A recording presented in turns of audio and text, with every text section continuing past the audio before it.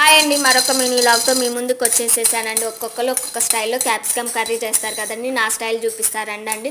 ముందు స్టవ్ మీద బాండి పెట్టేసుకొని పల్లీలు దోరగా వేయించుకున్నానండి మీడియం ఫ్లేమ్లో. తర్వాత అది పక్క తీసి పెట్టుకున్నాక కొబ్బరి ముక్కలు, చెక్క, లవంగం, ఇలాచి, ధనియాలు అన్నీ వేసుకొని వేయించుకొని పక్కకు పెట్టుకున్నాం. తర్వాత స్టవ్ మీద బాండి పెట్టుకొని తగినంత ఆయిల్ వేసుకొని ఆయిల్ హీట్ అయినాక ఉల్లిపాయ ముక్కలు వేసుకొని కొంచెం వేగినాక ఆలుగడ్డ ముక్కలు కూడా వేసేసుకొని కలిసేటట్టు కలుపుకున్నాక వేగినాక అల్లం వెల్లుల్లి పేస్ట్ కూడా వేసేసుకొని పచ్చివాసన పోయిందాక ఫ్రై చేసుకున్నానండి. ఇప్పుడు సన్నగా కట్ చేసుకున్న క్యాప్సికమ్ ముక్కలు కూడా వేసేసి 2 నిమిషాలు వేగినాక టమాటా ముక్కలు కూడా వేసుకున్నానండి. కలుపుకున్నాక ఇప్పుడు కూరకి సరిపోయినంత ఉప్పు, పసుపు కూడా వేసేసుకొని కలిసేటట్టు కలుపుకొని మూత పెట్టేసేసి అర్ధగంట సేపు ఉడికించుకున్నాక ఇప్పుడు కూరకు సరిపోయినంత కారం కూడా వేసేసుకొని మనం ముందుగా వేయించి పెట్టుకున్న మసాలాను కూడా కొన్ని వాటర్ వేసేసుకొని మనం ఎంతైతే గ్రేవీ కావాలో అన్ని వాటర్ వేసేసుకొని మీడియం ఫ్లేమ్లోనే కూర చిక్క పడుతున్నందాక ఉడికించుకుంటే చాలా అంటే చాలా టేస్ట్గా అన్నంలో కానీ చపాతీలో మీకు కానీ నచ్చినట్టే లైక్ చేయండి.